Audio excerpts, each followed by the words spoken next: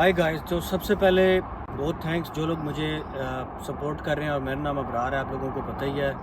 तो आज मैं इस वीडियो में ये बताऊंगा कि बहुत सारे स्टूडेंट्स ऐसे हैं जिनको यूनिवर्सिटी डेफर करती है नेक्स्ट सेमेस्टर में, यानी अगर आप सितंबर में अप्लाई करते हैं तो आपको डेफर कर देती है जनवरी में। अब प्रोसीजर ये होता है, जब आप सबसे पहले यूनिवर्सिटी में अप्लाई करते हैं, यूनिवर्सिटी आपको एक ऑफ़र लेटर इशू करती है। ऑफ़र कंडीशनल होती है, अनकंडीशनल होती है। फिर उसमें आप उसको पहले, अगर वो अनकंडीशनल है या कंडीशनल, उसको आप चेंज करवाते हैं अनकंडीशनल में। फिर उसके बाद प्रोसीजर ये होता है कि आपने यूनिवर्सिटी की फ़ीस जमा करानी है। फ़ीस जमा जब करवाते हैं, फिर साथ ही आपने अपनी बैंक स्टेटमेंट शो करनी होती है 28 डेज़ की। 28 डेज़ की जब आपके वो कंप्लीट हो जाते हैं, तो उसके बाद आपने क्या करना होता है कि वो जो बैंक स्टेटमेंट है वो यूनिवर्सिटी को देंगे। यूनिवर्सिटी की फ़ीस भी जमा हुई होगी। फिर यूनिवर्सिटी आपको कैश लेटर इशू करती है।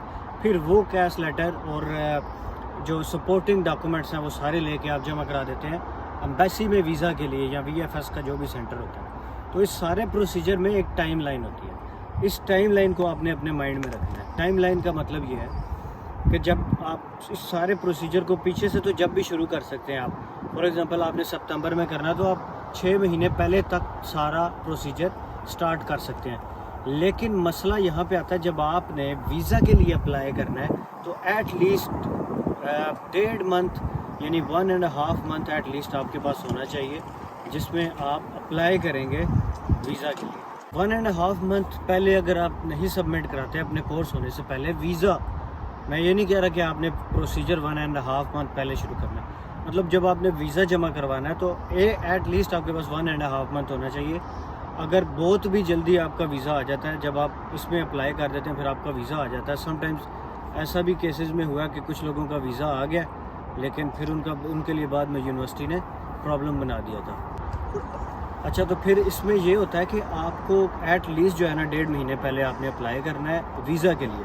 अब जब आप वीज़ा के लिए अप्लाई करते हैं फिर उसमें टाइम लग जाता है। मिनिमम मैं कहता हूँ 2 वीक्स तो 3 वीक्स तो लाजमी लगते हैं। VFS के सेंटर में डिपेंड करता है कौन से सिटी में अप्लाई कर रहे हैं एंड ऑल दैट स्टफ। उसके बाद जब आपका वीज़ा आ जाता है फिर आप फ़्लाइट कराते हैं, और उसके बाद आप जो है ना इस कंट्री में ट्रैवल करते हैं। तो मिनिमम क्या है कि 1.5 महीना पहले यानी 1.5 मंथ पहले आपने मस्ट अप्लाई कर देना है। किसके लिए? वीज़ा के लिए। अब होता यह है कि पिछले साल जनवरी में कुछ स्टूडेंट ऐसे आए, मेरा अपना एक कज़न भी ऐसे आया था कि यूनिवर्सिटी की क्लासेस स्टार्ट होने वाली थी और उनका अभी तक वीज़ा का जो रिज़ल्ट है वो अभी तक नहीं आया था। यानी उनका वीज़ा लगना था कि नहीं, पासपोर्ट अभी तक बायोमेट्रिक होने के बाद जो वापस आता है वो नहीं आया था। अब यूनिवर्सिटी ने मेल कर दी बहुत सारे स्टूडेंट्स को कि भैया आपको हमने डेफर कर दिया अगले सेमेस्टर में। अब उनका वीज़ा लग के आ गया। अब मसला ये हुआ कि वो अब कहें यार हमारा वीज़ा भी लग चुका है, बैंक स्टेटमेंट भी हमने बनाई हुई थी, ज़ाहिर है एक वो चीज़ें होती हैं। अब हम क्या करें? अब हम ट्रैवल करें या ना करें? अब यूनिवर्सिटी उन्हें कह रही है कि आपने ट्रैवल नहीं करना, लेकिन वो कह रहे हैं कि हम ट्रैवल करेंगे। तो खैर है, उधर जाके कुछ कर लेंगे। अब ऐसा हुआ कि उन लोगों ने ट्रैवल करके यहाँ तक आ गए। जब यहाँ पहुँचे तो भाई पता चला यूनिवर्सिटी उनकी कोई भी चीज़ एक्सेप्ट नहीं कर रही। यूनिवर्सिटी ने कहा कि नहीं भाई नहीं, आपने यहाँ से वापस ट्रैवल करना है, नहीं तो फिर आप इलीगल हो जाएंगे। यूनिवर्सिटी उनको क्लासेस में भी नहीं बैठने दे रही थी, और फिर अल्टीमेटली उनको एट द एंड में वापस पाकिस्तान जाना पड़ा।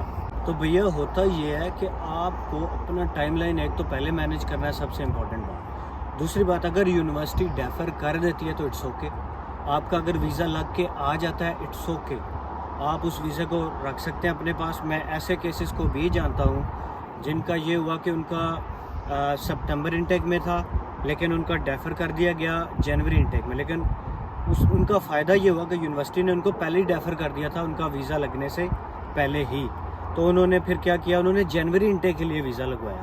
तो जब उनका जनवरी इंटेक के लिए वीज़ा लग के आ गया, यानी कि उनका सितंबर में वीज़ा लग गया हुआ था जनवरी का। अब उनके पास 3 मंथ्स थे। अब वो 3 मंथ्स में जब भी वीज़े के ऊपर जो डेट लिखी होती है उसके ऊपर वो ट्रैवल कर सकते हैं। तो भाई यूनिवर्सिटी अगर आपको डेफर कर रही है तो इसमें आपका फ़ायदा, इसमें आपका नुकसान नहीं है। बहुत सारे स्टूडेंट्स को अभी भी यूनिवर्सिटी, मुझे पता है, डेफर करती है। उसकी बहुत सारी रीज़न्स हो सकती हैं।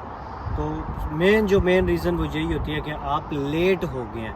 तो मेरी तो ये सजेशन है, अगर यूनिवर्सिटी आपको डेफर करती है उसको आपने एक्सेप्ट करना है।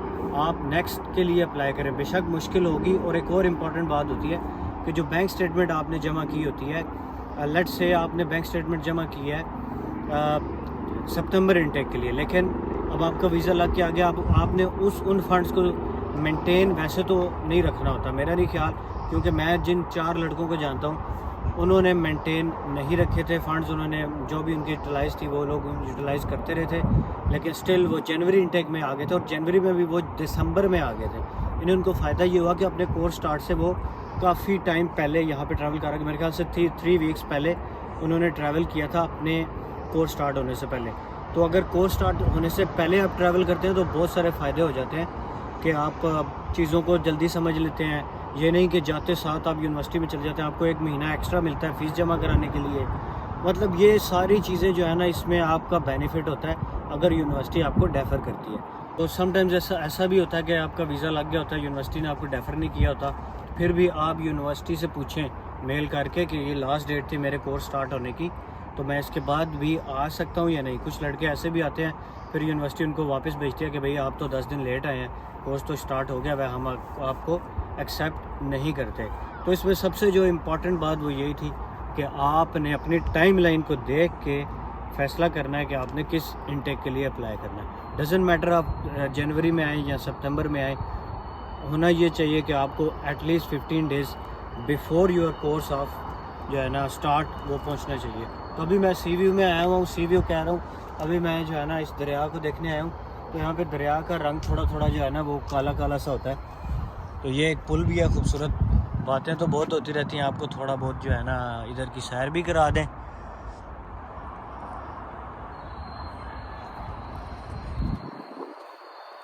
तो मिलते हैं नेक्स्ट वीडियो में, बाय बाय।